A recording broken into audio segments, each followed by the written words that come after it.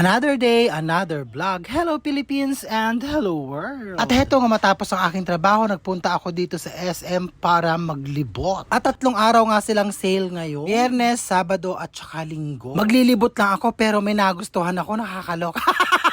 Bumili nga ako ng sapatos ng aking anak at saka sandals ko. Yung anak ko, luma na daw yung mga sapatos niya kaya bumili na ako ng bago. Kaninang umaga kasi nag-PE uniform siya. Syempre dapat naka-rubber shoe. Nakita ko nga mga luma na ang kanyang mga sapatos.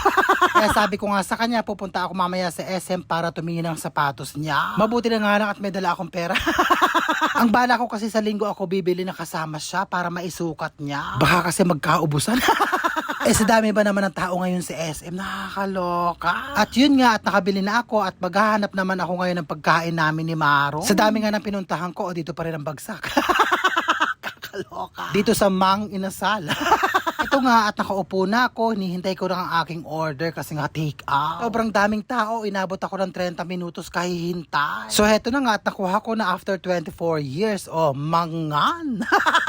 Ito ang pagkain namin ni Maro ngayon, binili ko kanina sa S. Oh, yan. Oh, ni Maro. Bawal tayo manok, charot.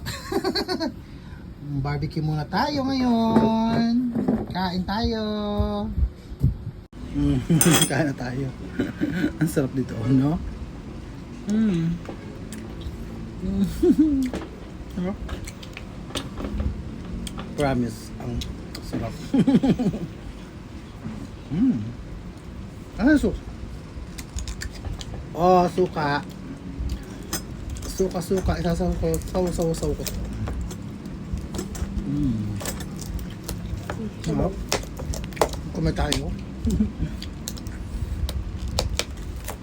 Sarap yung sabaw. Pasensya na. Ay, sabaw. Kailangan ko to. Ano ba ito?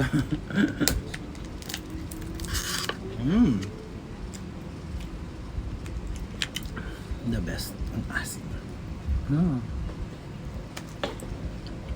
Bye guys.